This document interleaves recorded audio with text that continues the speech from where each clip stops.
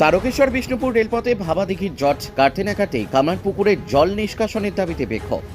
বহু প্রত্যাশিত তারকেশ্বর বিষ্ণুপুর রেল লাইনের কাজ গোঘাটের ভাবাদিঘির এক জট কাটতে না কাটতেই আবার দেখা দিয়েছে কামারপুকুর অমরপুর এলাকায় আর এক জট। ওই এলাকার কিছু মানুষ একত্রিত হয়ে রেলের কাজকে থামিয়ে দিয়েছেন। তাহলে কি থমকে তারকেশ্বর বিষ্ণুপুরের রেলপথের কাজ? এ বিষয়ে বিস্তারিত শুনে নেব হুগলি জেলার আরামবাগ বিজেপি সাংগঠনিক সভাপতি সুশান্ত বেরার সাথে। আপনাদেরকে সেই অডিও শোনাবো আমাদের ক্রাইম প্রেসের প্রতিনিধির সাথে হওয়া কথা। হ্যালো। সুশান্তবাবু কথা বলছেন? হ্যাঁ, ক্রাইম প্রেস বেঙ্গল থেকে চিন্ময় কথা বলছি। হ্যাঁ বলুন।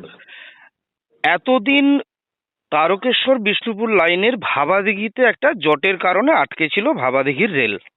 হুম।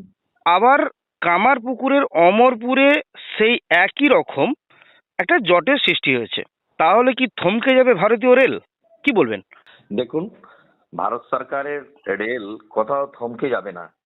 প্রাথমিক জটিলতা যেগুলো আছে সেগুলো কাটিয়ে নেওয়া হবে। এটা রাজ্য সরকার জমি অধিগ্রহণ করে কেন্দ্র সরকারের হাতে দেয়। রাজ্য সরকার জমি অধিগ্রহণ করে কেন্দ্র সরকারকে যদি না দিতে পারে সেক্ষেত্রে তো বাধা কিছুটা থাকে। তবে আশা করা যায় ভাবাদিঘির মতো যদি বড় জটিলতা কেটে যায়, আর অমরপুরটা কোনো ব্যাপারই নয়, রেল চলবে। পুরো ওয়েস্ট বেঙ্গলের পাহাড় থেকে একদম সাগর পর্যন্ত যোগাযোগ হবে, রেল চলবে। রেল কোথাও বাধা আটকাবে না, রেল এই চলবে। এই মুহূর্তে কামারপুকুরের অমরপুরের বাসিন্দারা বলছেন তাদের একটা আন্ডারপাস করে দেওয়ার জন্য, যেটাতে রেল কর্তৃপক্ষ কোনো রকম কোনো সম্মতি প্রকাশ করেনি। সেজন্য তারা একটা কাজটাকে থমকে দিয়েছে। রেল কি এই বিষয়ে কি চিন্তা ভাবনা নিচ্ছে বলে মনে করছেন? দেখুন, এই আন্ডারপাসটা ছোটখাটো বিষয়। মূল বিষয় রেলটা আগে যাতায়াত করুক, তারপর আন্ডারপাসের ব্যাপারে আমরাই দরখাস্ত করব, আমরাই সেন্ট্রাল গভর্নমেন্টকে জানাবো যাতে করে এখানকার মানুষের সুবিধার জন্য আন্ডারপাস করে দেওয়া হয়।